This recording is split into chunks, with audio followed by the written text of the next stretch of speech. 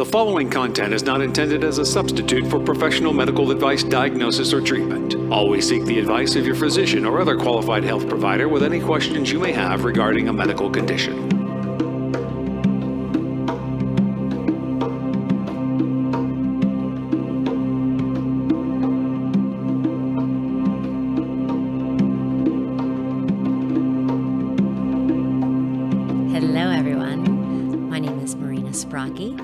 Host of Always Another Way podcast.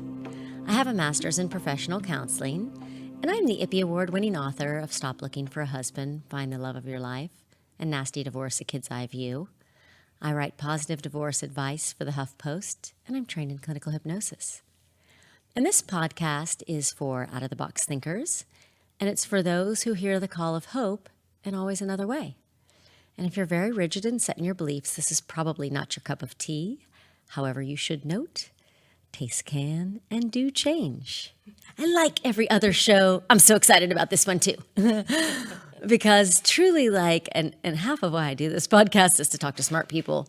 But I love information because I don't like not knowing stuff and being caught like, oh, I wish I would have known that, And you can't obviously know everything in life, even though that'd be nice to have all the pertinent stuff dialed up when you need it. But one of these things especially is relationships, since that fuels everything. And there's the eternal question of, what came first, the chicken or the egg? And there have been just recent really big studies that all just point right to adverse childhood experiences, the way we grow up as affecting everything in the way you do stuff. And up until probably only really recently, nobody is teaching emotional intelligence, conflict resolution. There's no class on here's how, when you get into a relationship, there's none of that. So we're all guessing. And, some guess right, some guess wrong, some do it, it could be a shit show. Obviously, it kind of is. If you think the high number of divorce and I'm part of that group. A lot of stuff going on that if I would have known better, I totally would have done something different. But there's somebody that knows better and is here to give some information that really, and it's not blaming anybody. If you don't know better, you don't know better. But once you know better, get on board and do better because, it'll make your life better. But let me introduce my guest. Ashley Rogers is the owner of the Grove Counseling and Wellness Center in Dallas, Texas. She's a trained licensed professional counselor and board-approved supervisor. She is a trauma and relationship specialist with over a decade of experience in a variety of clinical settings.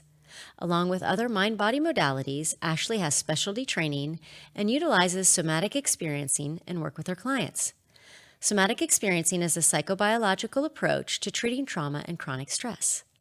She brings a background in the performing and visual arts into her work and believes the healing wisdom and resilience that resides in each one of us. So welcome to the show, Ashley. Thank you, Marina. I'm excited to be here. I know. I'm so excited to dive into this because it's a big topic. I know. And I only recently found out about it a little late, Well, I think most of us do. I really loved you saying we're not taught this. No. There's not a manual. And there's still not a manual. So even though some of the things we may talk about today, you might find yourself in that category-ish, there's the continuum of all the stuff that we're going to dive into, right?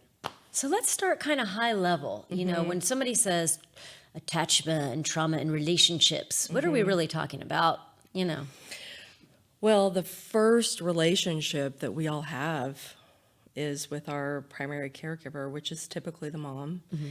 And even if we're adopted or not raised by mom, that really is that first relationship, and it really starts in utero, right? So broadly defined, attachment is really talking about that very first relationship, emotional relationship and bond that's formed in between caregiver and infant. And, psychologically speaking, we're talking about, 0 to about age 5. Mm-hmm. And when you were talking about the ACEs study, you're going to, if your trauma occurred in that realm, that really early stuff, you're probably going to have a higher score.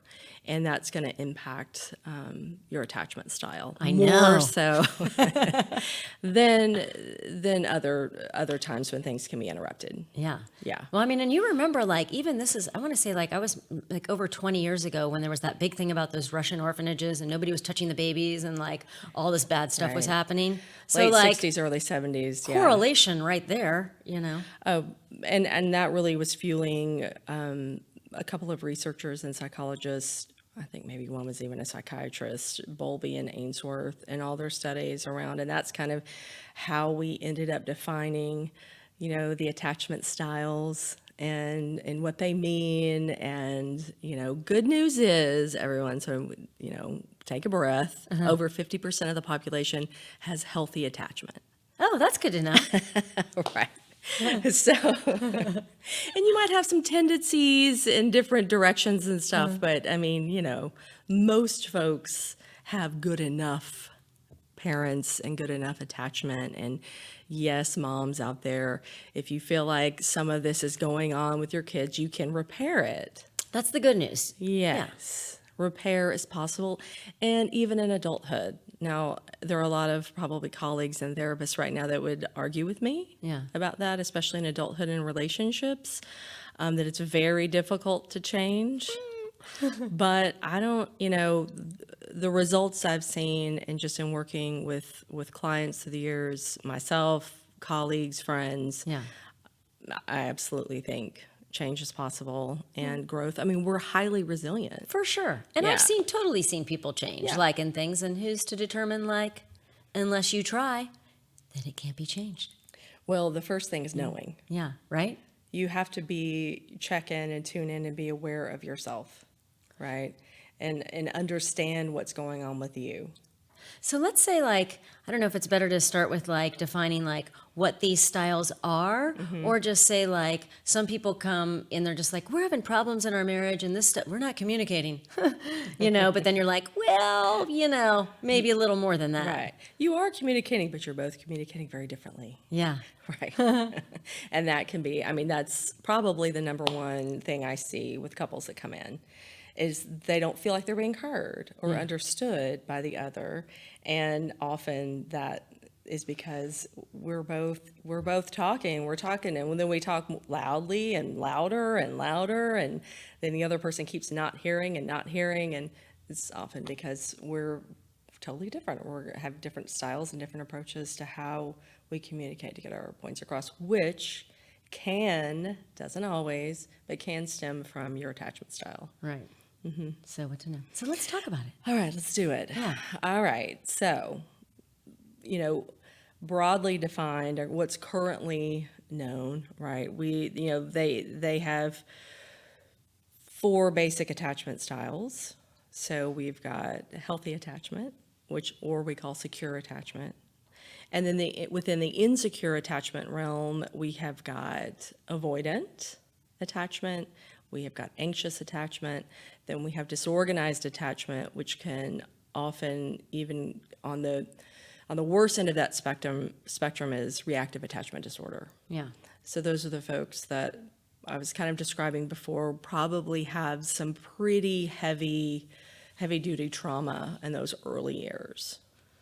And so what is, like, if we dive in either deeper, like, so secure, what is, like, the basic kind of hallmarks of a secure attachment? Like, what does that kind of look like? Well, so that's where you had a caregiver that really attuned to your needs from the beginning.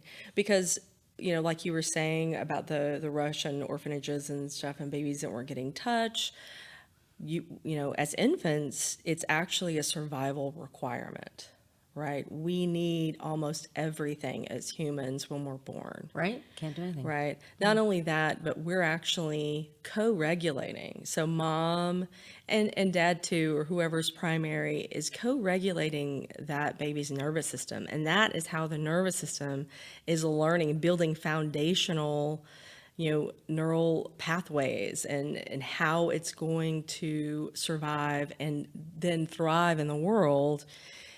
It can't regulate on its own. Right. And if you've got a stressed out mother, right. And, you know, I mean, beyond the normal well, stress, right. you I'm know. like I think every new mom with a newborn is going to experience, we're experiencing some stress. Yeah. But I mean, beyond that Right. realm. Yes. Yeah. That, and it's going on and you're not able to do the repair or bring it back in or that kind of stuff. That's why it's, So it's extremely important. And we realized doing research and looking at all the things we've looked at, especially the more we learn about the brain and just the whole development, how important this stage is. Yeah. Right. So healthy attachment needs are met. You know, we're getting fed, we're getting held, we're getting soothed, we're getting, you know, all of those things. Right. And so then as we start to And it's not perfect, but like really very good. good enough. Yeah, good enough. Yeah. Even good enough. Yeah. We can get it healthy in there. Okay, cool. Yeah. So, you know, as we start to, you know, learn how to walk and like all those crawl and walk and all those new things, we have this secure base that we go to. So, you know, if mom leaves or we get some distress or we're trying to explore, we always know you'll watch little babies do this that are securely attached. Yeah. They'll kind of, is mom there or is somebody there that, you know, my caregiver? Okay, I'm cool. And then they'll go and they'll explore again. Yeah. Right.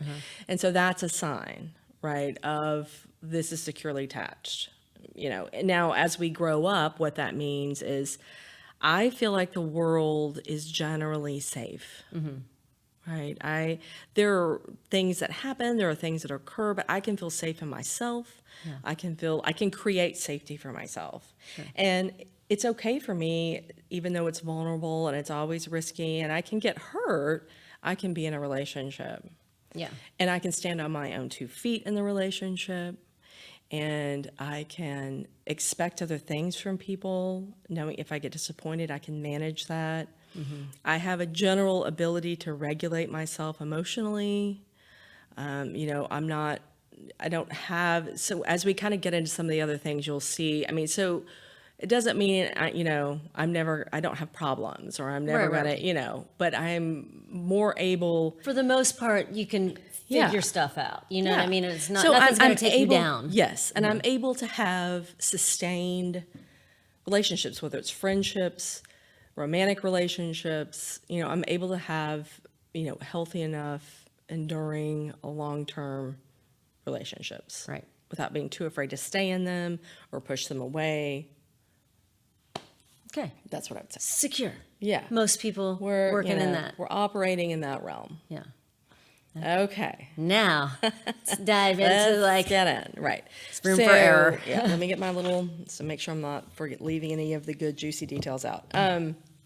So anxious attachment. So if I have, you know, and when I'm talking about these two, I'm talking about like the full on the, you know, continuum, I hit right in the middle. Yeah. So people, again, can have tendencies in certain areas, but we're going for the full shebang. Yeah. Right. Okay. So anxious, I'm generally, you know, I'm kind of an unhappy, worried person in general. My personality I'm kind of expecting things to not go well. And that really then fuels that anxiety. like a low level pessimism maybe behind that. In this sense, but it's very related to me. Okay. So yes, but I take things personally, especially, so this can be in friendships and romantic relationships, but very highlighted So if somebody's in romantic. like, you know, oh, hey, I can't make lunch today. Something came up. You take that more personally. Like she doesn't like me. Yes, somehow she's this better is deal with my me. fault. Right. And then, you know, it's, you know, then in relationships, I'm really looking for my partner to fulfill all this.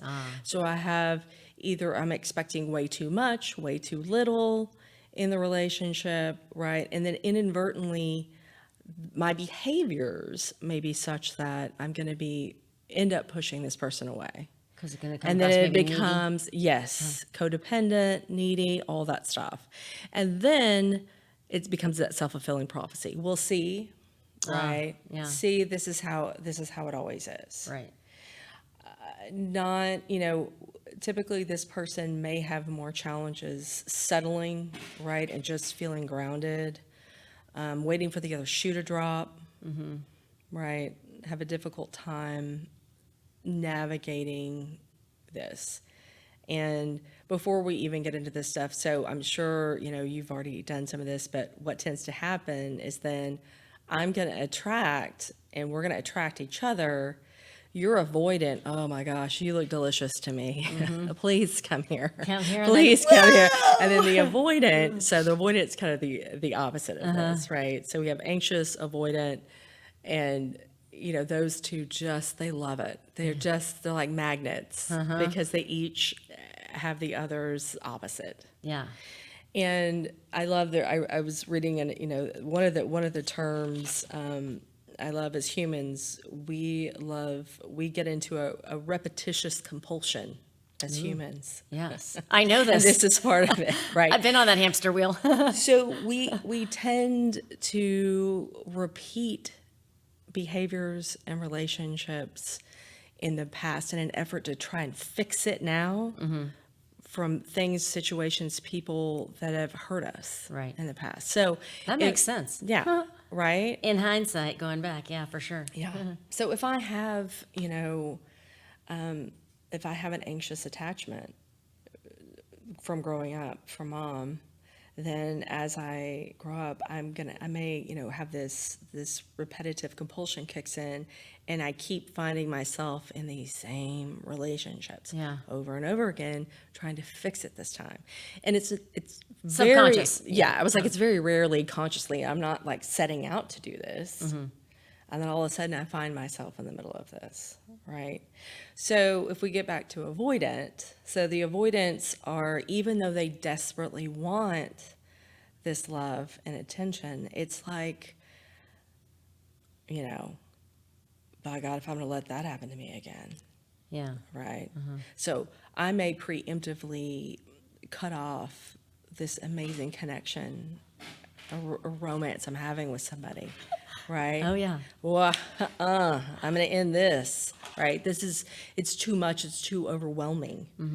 And I'm not ever going to let that happen to me again. And what's so funny is I thought, didn't look in hindsight. I'm like, that's so weird. Like, I break up with everybody. And it's like, it's been like, and in college, I'm like, there'd be like, Right. and you just don't know. And I was just thinking, like, well, I just pick wrong, or I'm just, or like, he, like, whatever the reason was too nice or too something. Emotionally unavailable. Something, yeah. All of that. And I just never put two and two together for a long time. Yeah. It's It's fun. me. It's fun sometimes. Yeah. Yes. And then we forget, oh, maybe I'm doing something. Right. And I'm like, wait, I'm the common denominator here. Right. Yeah. So, and these are more common, especially like I was saying, more on that continuum versus being the pure form of I'm 100% anxious or I'm 100% avoidant. Right. Now, if already, if you're listening to this, or if you're somebody that knows you have a traumatic early childhood, and this is like, duh, yeah, then, I'm going to say you definitely want to do some work. Right? Because you don't want to be like, and just like me, like I figured this out. I'm like, I don't want to be stuck like that because it's not fulfilling for me. Right. Or the other person too. Like it's just not good all around. Yeah. And so knowledge is the first, or whatever it says, And clearly we both are advocates for traditional therapy and mind-body approaches and all that kind of stuff. I'm not set in any one thing. Whatever works for people. If you're not hurting yourself or somebody else, go for it. And if it's helping you, awesome. And with relationship stuff, it's just so important. I mean, that's, it just, things that are modeled to you, because, I don't know if you hear this in different work that you do and stuff, but, I'll often get people coming in. They're like, I don't want to talk about the past. I don't want to talk about childhood. It's over. It's in the past. Who cares? I want to talk about now. And this relationship that I'm in, and then they'll go into something, and I'm like, what does this remind you of? Right. Well, I mean, and there's that balance between like, we don't have to live there, but it definitely affects where you are now. So the sooner you're just like, okay, like I don't have to relive all that crap, but all that crap like influences my style. Right. Because that's all you get to see as a kid. You don't get to pick that. Exactly. You get what you get. It's everything that's And modeled you to you. don't right. throw a fit. And it's literally, those connections, whatever they are embedded in your system at the deepest levels Right. of who we are. It could be the bedrock. Now we can go in there and influence and rebuild that bedrock, but it takes work. For sure. Right. I mean, And not just one time. yeah. As much as that would be like so sweet. No, it'd be so fun if we got the wand out and just, but I'm always looking for that. I want the wand. I still want the wand. Me too. I know. Yeah. And it's just not there. Right. Another time. Right. So when you get further into, when you start talking about disorganized attachment and, the reactive attachment disorder, that's when we start talking about people who really have pretty grave relational abilities that are non-existent or get into pretty severe anger issues, control issues. So Violence. yes, absolutely. So those are the people that you may find in the patterns of domestic violence and abuse, the perpetrators, that kind of thing. More than likely grew up Yes. seeing that and didn't really bond with Absolutely. anybody. Probably. Yeah. And the thing about that is, Or it was just like so sparse, It's so sparse, or they have bonded, but it's that traumatic bond. Yeah. Because we're wired to have this attachment and connection. But if my caregiver or caregivers are unsafe, Right. I have this natural drive, this biological overpowering drive to connect, but then I get there and it's really unsafe, so that I'm pushing. So it's real high level confusion Yeah. in Oh, the yeah. system. And so the world isn't safe. For sure. Where is safety? There isn't safety. I have no idea what safety is. Yeah. That sucks. Yeah.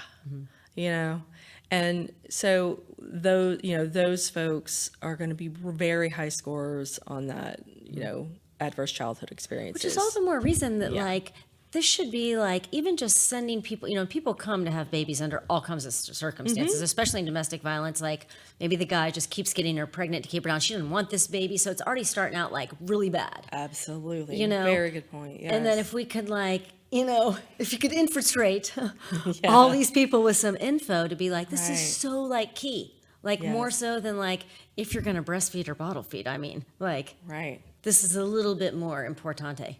Yes. Yeah. So absolutely. Not that the other And stuff then, isn't good, but, and of course, I worked with foster families for a really long time. So of course I saw these kind of things playing out.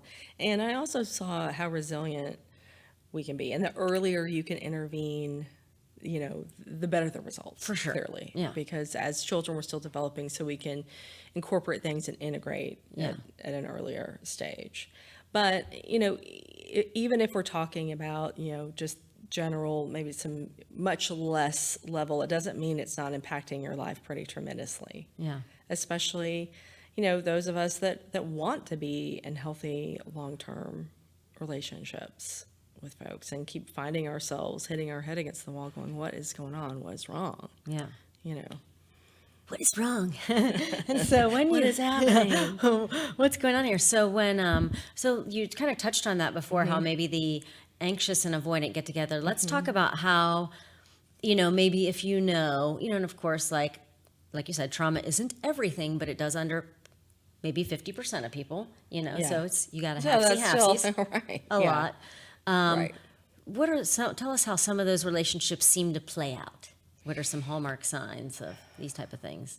Well, I mean, so if I have an anxious person, an anxious attachment style person in my room, they may be giving me a history of not long-term relationships, maybe really hot fire at the very beginning, and then quickly things may turn, and all of a sudden it feels like, well, this person seemed like they were so connected to me, and we were going down this path, and it felt like, this was the person, and it's been to maybe 3 months. short Period of weeks. time. Or weeks. Okay, short period of time. Maybe yeah. a month, Yeah, right? okay, yeah. And they're already talking about these major feelings happening, all these things, and then all of a sudden, something, and it can often be something as innocuous as the person, the other person in the relationship has to go out of town. Like maybe they have to, somehow the pattern is broken of, we're seeing each other all the time, or we're in constant contact, to the other person's going out of town. Maybe they have work, they have something, and this just, the wheel starts going, right? And I'm just giving a basic example, but Right.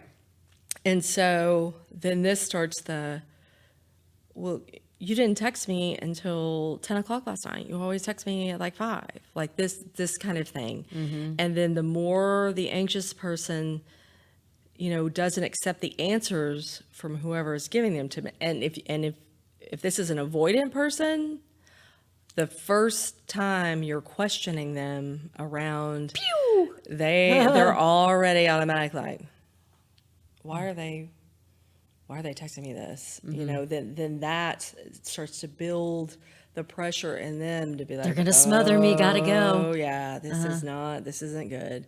I'm an independent person. I don't need somebody anyway. Why are they trying to ask me something? Why are they wanting that? Because I feel like the smotheries from people Right. real quick. I'm like, oh no. And somebody's like, there's nothing wrong with that. I'm like, no. Yeah, yes. So when but just even if the person that is involved in the anxious relationship is not, maybe they have a few avoidant tendencies, but they're not even just, let's say they have healthy attachment. Yeah. As soon as, it is not about accepting answers, because the anxious person is waiting for the other shoe to drop. And then as, the other person is just kind of living life and being like, wait, what's going on? So by the time they get back, this is a full-blown meltdown. Maybe they were just gone for the weekend. Yeah. Like the relationship is ending. Yeah. And really none of that happened. None of it happened, Yeah. right? But then can be alarming to anybody. Sure, That behavior. And so thus reinforcing the person going, this, if all this is happening this early on, maybe this is not for us. Right. Yeah. And they break it off. And then the avoidant person is like, see, this is my fault. This is all about me. This is because I'm not lovable. I'm not enough. The person doesn't, everyone does this to me. And never knowing it's this like unconscious thing playing out. This is some of and I'm really anxious about being alone. I don't want to be alone. Right. I used to be that too. Super uncomfortable being alone.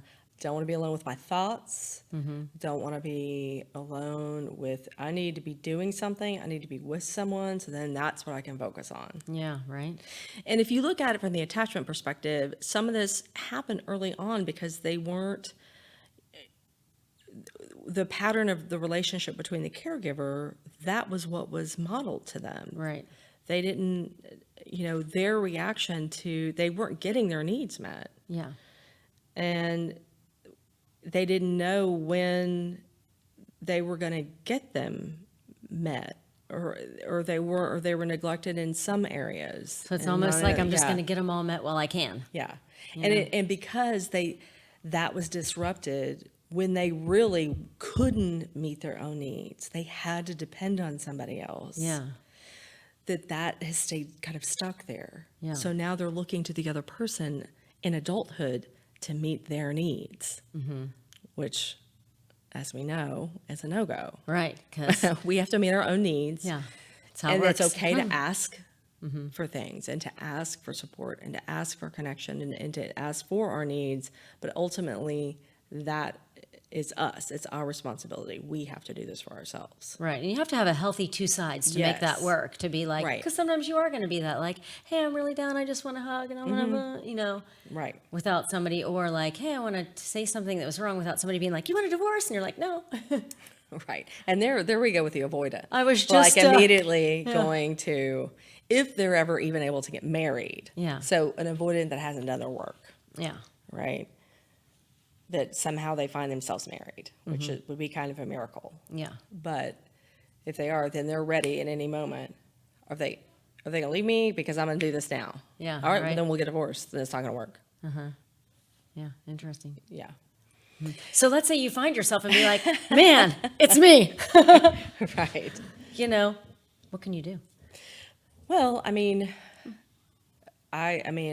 already kudos to you if you've discovered that, right? Because that's I've discovered a lot of things. and I have too, right? So, But you know what? What most can you of do? us that are You in know? the field, we're doing some self-discovery, hopefully. For sure. That's why I got Yeah. into it. I was like, Yeah. wait, this is not right here. yeah. There's got to be another Yeah.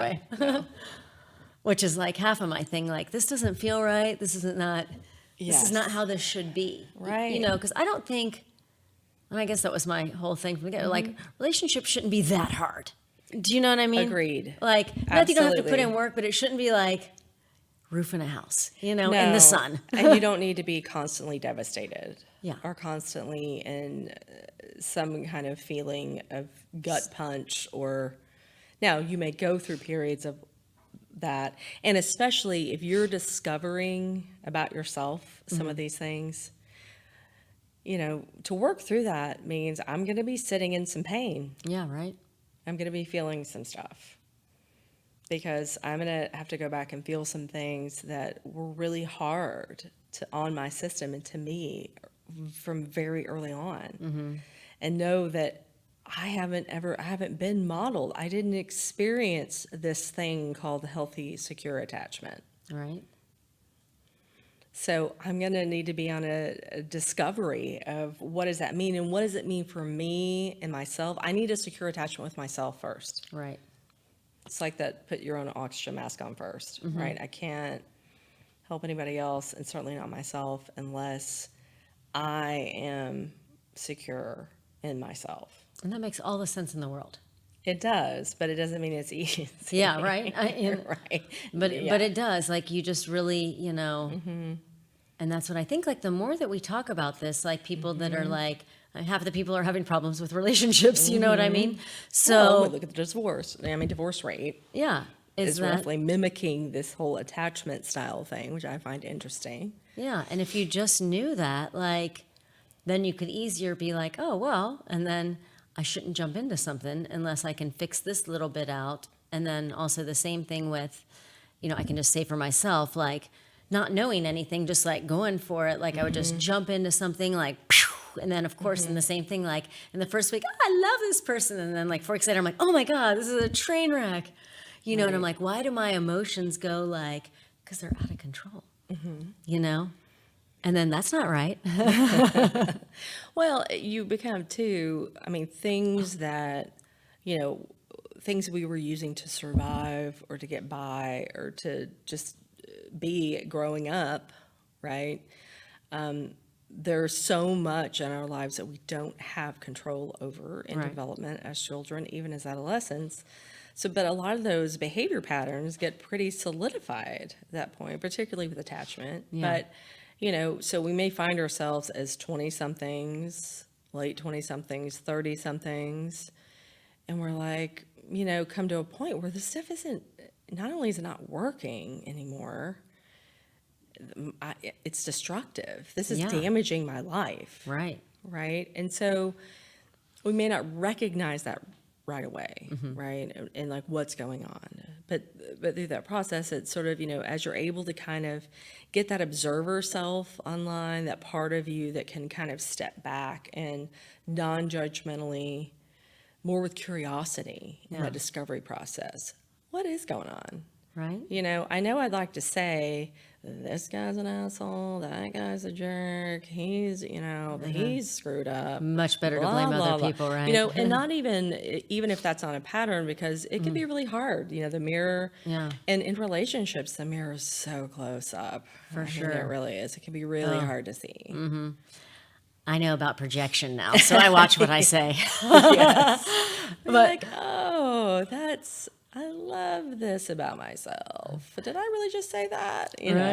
Right. And what you just said, that is the truth of like, as for people, because you don't pick your parents, you don't know, you just know what you know. So it's not your fault that you were just like, bouncing around until you Yeah. knew better, and then like with that old thing, like, okay, can't worry about like that, but Right. okay, what did I know that was like wrong? What was my part? Because you can control yourself, Right. and then It's so important. And I know Yeah. we've already been not harping on it, but I mean, I know we've mentioned it several times that know thyself. And, but it is like for real. a gigantic square one, like place to start. Because if I don't really know what's going on with me, how am I going to be able to decipher what's my shit and what's somebody else's? For sure. Right? Yeah. What is, what's getting in the way? And if I don't know that or have a pretty good idea, then I know, I'm kind of destined to keep repeating the patterns over and over again.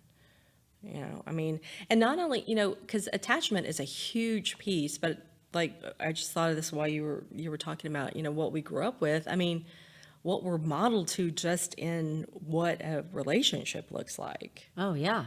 Right, which feeds into the attachment piece, of course, but I mean, that's a huge thing. Like, what was life like growing up in your house? Yeah, if you watch dad really mean to mom all the time, or mom do something, be nasty, Right. All of the above. That's how that relationship goes. How did the divorce unfold? Like, and you specialize in this, like, not having to destroy your family because you're deciding to part. Right. Yeah, that's so bad for kids. Like 100% proven. Bad for everybody. It's really. bad for everybody. And then you hear about No upside to it. literally none. None for anybody. Mm-hmm. And, the two things that I hear that I just have such reactions to when I'm working with families, the kids don't know. They don't hear us. They don't know. Whatever. Like, were you never a kid? Come right. on. I mean, yeah. Right. And but you hear it so Or much. what you tell to people, like, I think it's honestly, I think it's like that wish they don't want. Yeah. They hope, but When that high level of They know. denial, They like, know. I don't want Right. to. I don't want to fuck up my kids. right, of course. But know. like sometimes, it's not all lost. And that's No, there and is that's room the for thing. error, is acknowledging, and that's why this is so important. If you just Right. pretend like shit isn't real, your Yes. kids know. Trust me. I don't care They how know. young they are, and even if they're just little babies under the age of 5, under the age of 2, their system knows. They feel vibes for sure. I mean, For sure, I've seen it live. 1,000%. Yes, I've seen it so many times. Yeah. That piece, and we're staying together for the kids. Yeah, which is never. You're not doing the kids a favor. Trust me on that one. No, Yeah. because again, they feel it. They know, even if nothing's spoken, even if maybe you actually aren't fighting anywhere they can hear or whatever, But and so all of this also, whatever happened, in your growing up years, that influences how you view and see and experience relationships. Absolutely. Whether you're reacting totally against it, I'm not going to do that. Yeah. I'm going to do something That's a whole nother totally show. different. Right. Or you're just, that's what you know, so that's what you kind of go for. Yeah. I felt myself caught in between the like doing the exact opposite because which there's a middle ground. You know what I mean? You can't go Yeah. extreme. And then also sometimes doing things that I'm like, damn it, I know where that's from. But it just like I know. autopilot comes. It really is because, even in my own life, my own history before I have found the dude that we can hang with each other, right? And so I'll be 13 years married, happily. Nice. Congratulations. Yes, in December. That makes all the difference for your it longevity, does. for everything. It does. But prior to that, I definitely had some fun. And I don't mean that in the best way. I mean, it was like finding that, realizing the pattern. I mean, I realized the pattern probably maybe 2 or 3 relationships before I was able to not do that again. Yeah. To just- Which is, 'Cause you had to work it out even though live. you got to work it out. I had a super amazing therapist. And, before I decided to throw my hat in the ring, and did a lot of work around that. And there was a lot of painful stuff, but it was so worth it. Yeah. And Because you just have to like, it's just feelings. Just work through them. I know. It sounds so easy when you say it like that. But really, right. It just is. It is. You know? And honestly, too, I find this when in working with clients, it's like the relationships with everyone start to change. And what I'll see too, often even before romantic relationships, particularly with women, I will see their peer relationships start to change and go to a whole other level. And maybe some relationships will start to end. Yeah. The not so good ones. Yeah, that that you they just didn't know. they grow out of. That those wounds aren't, your wound isn't there anymore, right? It's been tended to. So now you're not attracting the other, and the other person kind of doesn't want to, if they haven't done their work, you're not fulfilling their need anymore. Yeah, so that's they for kind of sure. don't like you anymore either. Yeah. And there can be a lot of grief around that too, even when it's good. Sure. I mean, Because history. yeah. I mean, I see that so much though. And I often see it first play out in the peer relationships. And then finally, it'll be in the romantic area. Well, we're getting like super close to our time. oh, cool. So for like wrapping up, like any Okay. like last thing we want to say to people, and then a little bit about you and how Okay. everybody can find you and stuff like that. Yes. There is hope. Know thyself, right? For sure. Yeah. And like doing the work, you get way better relationships. Like it's your one Yes. life, and it's just like if you Yes. think about like staying where you are, you know what that is. Like that's what always stirs me is like, Right. okay, I know what this is, and this sucks. Right. So I would like to try something else, Yeah. which may be unknown, but I know for sure this sucks. This may not Right. suck or suck less. Yeah. Absolutely. Couldn't have said it better. Okay, so back to you, anyways. Yeah, so I have the Grove Counseling and Wellness Center here in Dallas. It's a group practice, and we actually see we see children, adolescents, families, individuals, couples, all trauma informed therapists, and Which makes a huge difference. yes. Me specializing in that, I feel like it's so important to me. Like it's like you can't not see behind the curtain now or whatever. It's like that lens is so important. When you get, I think, faster therapeutically, because before they Yes. were, I remember I'd go to people and I'm like, this is not working.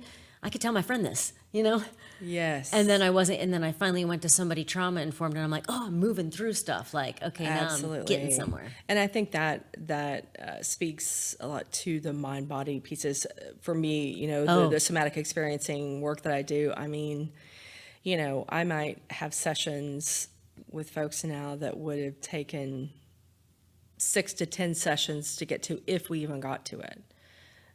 And this is happening much quicker. And just, I love empowering people and watching them be able to take this and run with it themselves. Because, I mean, they're only with us an hour in the rooms, They need to be able to do this out there. Yeah. And so I'm passionate about that. Oh. Yeah. Thank you so much, Thank Ashley. And we didn't even you. talk about the somatic experiencing, which could be know. another show, but Sure. check Which her is awesome. out, Yeah. the Grove Counseling and Wellness Center in you. Dallas. And I'll have everything in the show notes so you know where to find her. But now that you know, please share this because we all are in relationships somehow, some way. If you're on this earth, you are in a relationship, and to have the best relationships you can, the more you know can maybe help you avoid some stuff, or if you're the common denominator, like sometimes we all will be, you could fix it. Okay. So everybody out there, there is always another way.